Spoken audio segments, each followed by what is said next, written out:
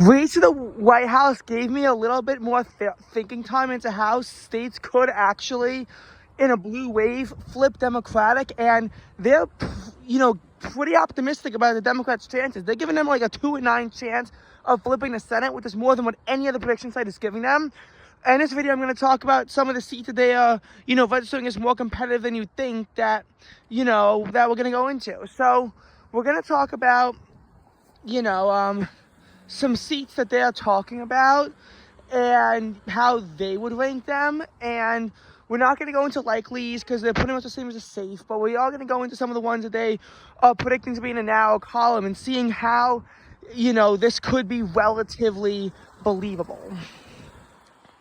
So, first off is Alaska, which they have as a tilt Republican state.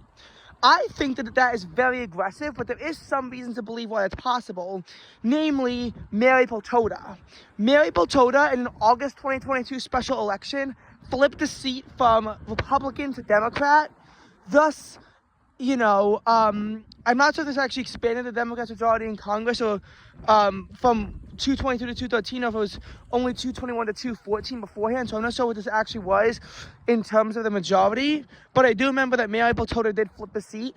Granted, there was a whole ranked choice voting controversy, but then she held her seat in the 2022 general election. Again, Sarah Palin really harmed Republicans with the president on the ballot.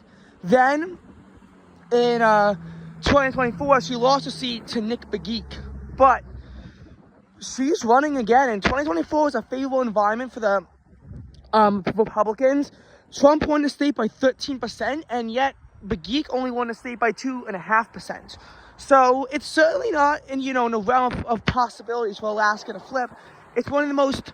It's one of the things that's having the biggest shift towards Democrats. And again, we saw what Peltola could do. Now, she might try to run for a House seat. If she runs for a Senate seat, I could absolutely see it being a very close race, and potentially even a Democratic flip if you have the right kind of wave to go along with it.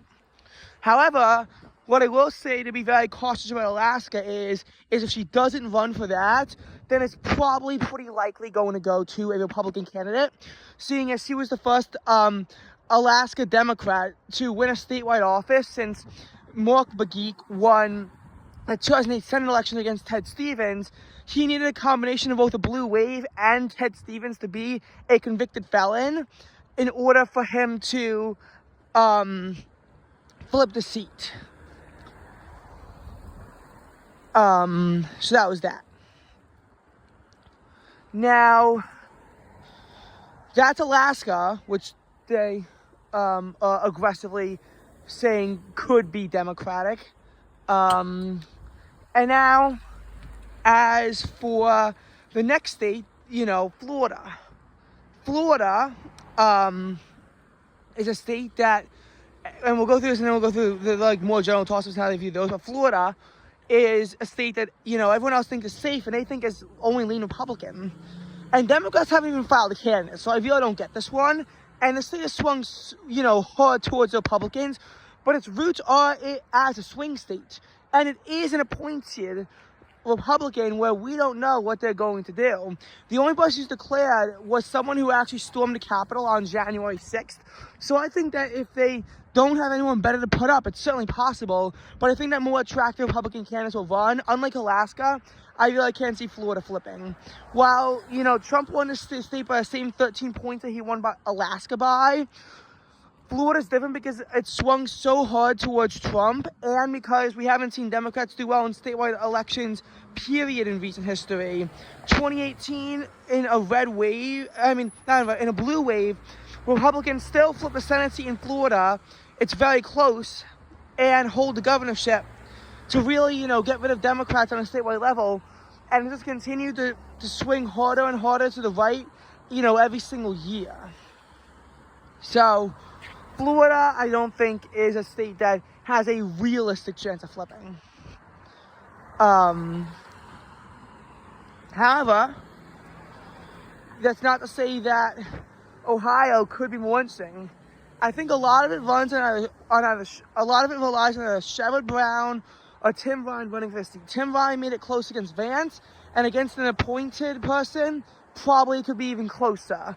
Sherrod Brown won his seat in 2018, but lost it by 3.5 points in 2024. Still running well ahead of Trump, who won the state by 11 points in his own election.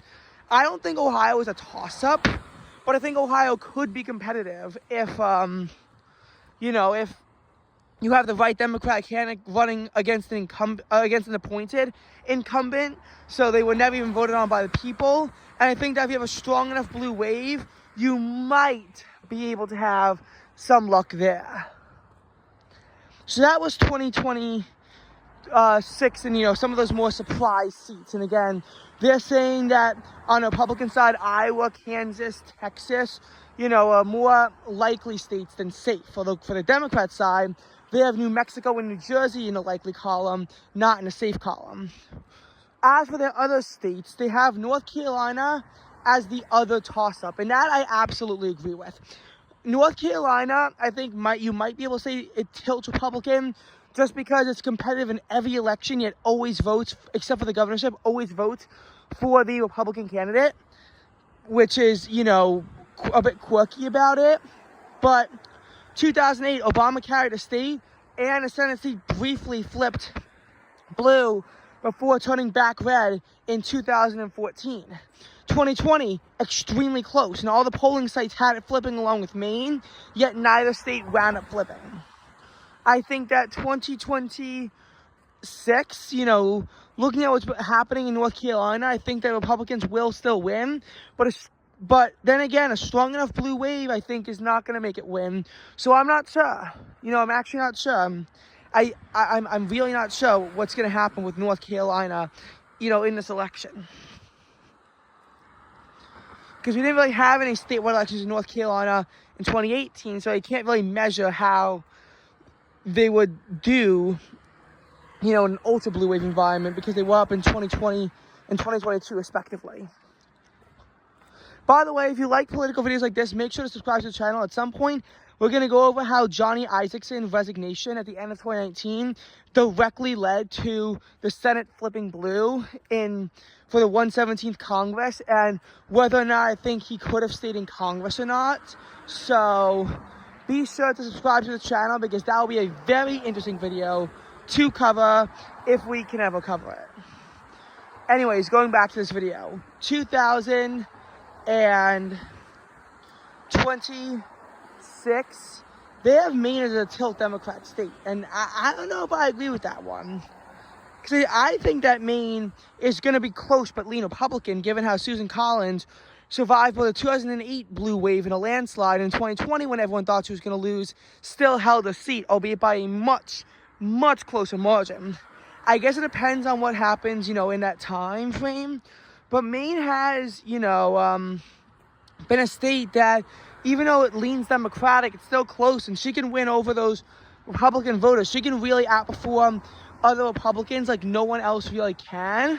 And I think that unless Jared Golden runs, who's a Democrat who can outperform other Democrats, I think she's going to win. Now, against Jared Golden, that might be where Susan Collins has some trouble and might lose. But I don't know. Because she's survived blue waves before. When Maine's voted Democrat by like 15 points, she still survived. Granted, the nation was less polarized back then, but still, she won by 8 when Biden won by 9. So that's pretty impressive, if you ask me.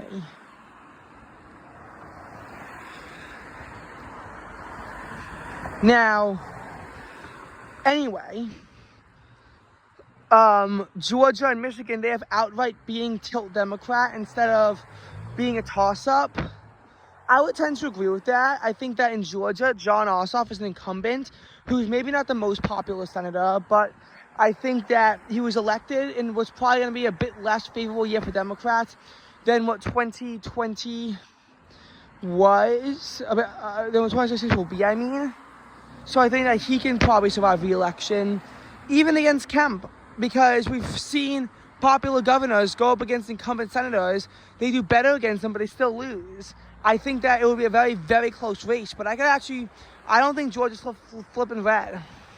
And Michigan, it's an open seat, but I still think Democrats have an edge, with Michigan being a pretty, pretty Democratic state.